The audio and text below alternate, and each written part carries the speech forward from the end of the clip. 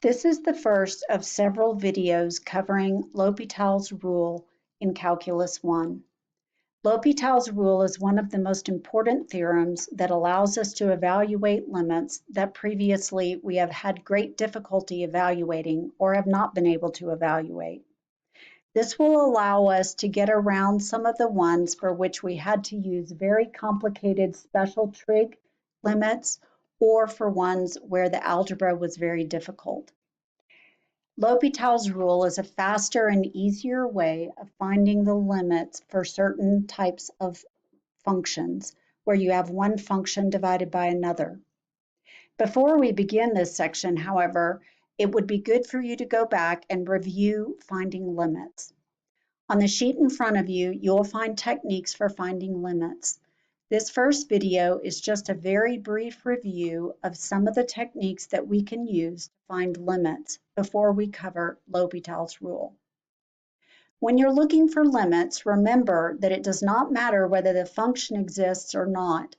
The limit can exist at a hole in the graph. The limit is what does it look like the function is going to hit as it approaches from both the left and the right side of that value.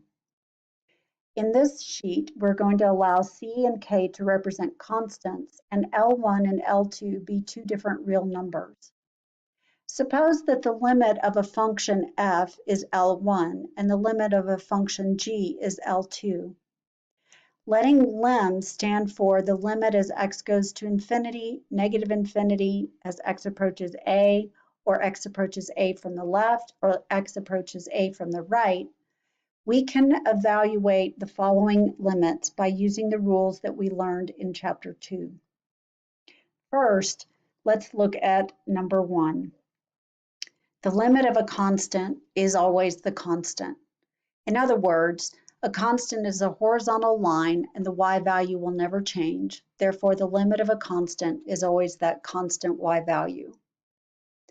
The second one is the limit where you have a constant divided by a power form of the variable. This would be an example like 3 divided by x squared. Because the numerator is a constant value, it never changes, but the denominator grows in value depending on the value of x. As it gets larger and larger as x goes to infinity or negative infinity, this will drive the ratio down to 0. Any limit of the form a constant divided by infinity or a constant divided by negative infinity, that will be 0. This is one of the ones that we learned coming out of section 4.6. Rules 3 and 4 are the sum and difference rules for limits. The limit of a sum is the sum of the limits. Rule 4, the limit of a difference, is the difference of the limits. Rule 5 and 7 are rules that we cannot apply to derivatives, and later we will not be able to apply them to integrals either. However, they do work for limits. That is, the limit of a product is the product of the limits, and the limit of a quotient is the quotient of the limits, provided that the denominator is not 0.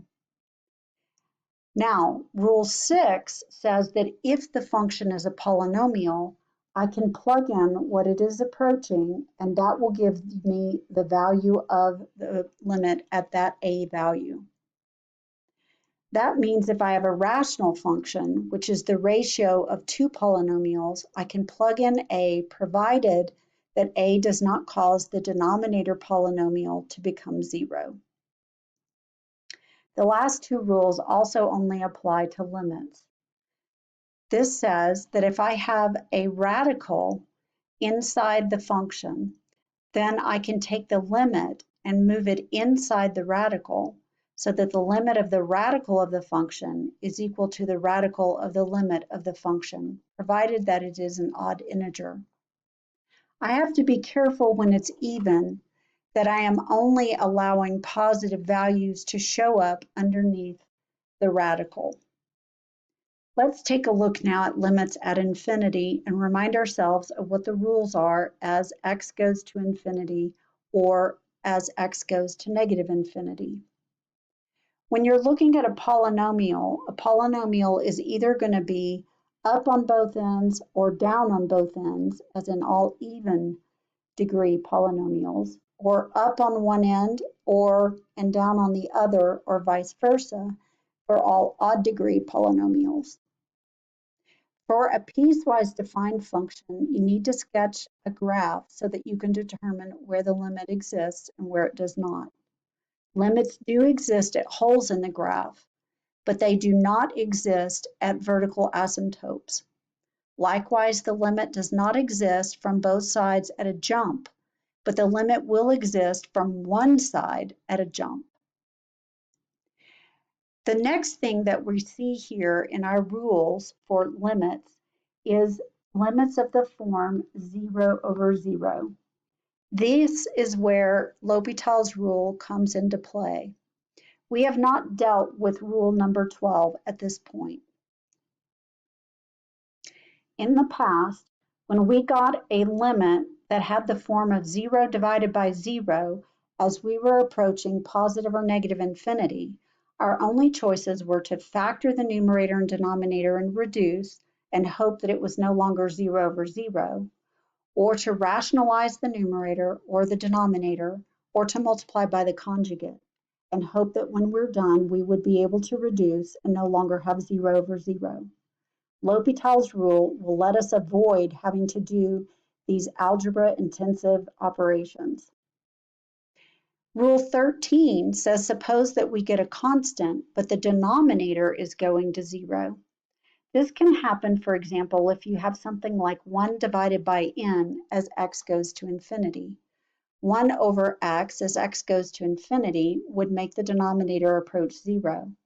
If the top is a constant, then this means that the top is staying fixed, but the bottom is getting smaller or smaller.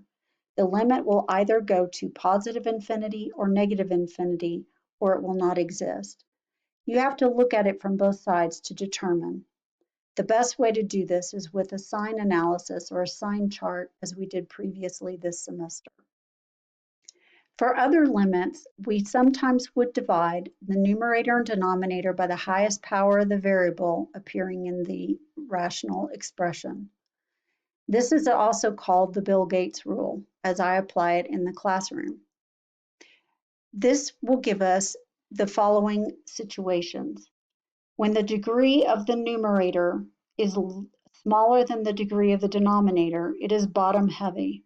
That means that the denominator will overpower the numerator and it will drive it to 0. When the degree of the numerator and the degree of the denominator are equal, the limit will be a sub n divided by b sub n, the ratio of the leading coefficients. If the degree of the numerator is larger than the degree of the denominator, then that means that the numerator will overpower the denominator and pull it towards infinity or negative infinity. These rules are summarized here below. These were the rules that we've applied thus far. We also have rules for the limit of a composition of functions, which is basically that the limit of a composition is the composition of the limits, provided that they're continuous. There were several trig derivatives that we noted that were worth memorizing. Here are the 3 that we have studied thus far this semester. The limit of sine of x over x as x approaches 0 is 1, and its reciprocal identity, the limit of x over sine x as x approaches 0 is also 1. There is also the limit as x approaches 0 of 1 minus cosine x over x, which is 0, and its opposite, which I'll now write next to it, which is that the limit as x approaches 0 of the cosine of x minus 1 over x is also 0. These were ones that in the past you simply had to memorize. We're going to discover with L'Hopital's rule that we can derive these without having to remember their forms. Again, L'Hopital's rule is a shorter way of dealing with the ratio of 2 different functions inside of a limit. The next thing that we studied with limits was the squeeze theorem, which said if one function is between 2 others and the limit of the outside functions both go to L, then the inside function must also go to L. This is a brief review of the limit techniques that we have studied thus far this semester. This form can be found on D2L in Professor DeBrack's optional materials under the L'Hopital's rule folder. Go ahead and close this video and begin the next video on the actual introduction to L'Hopital's rule.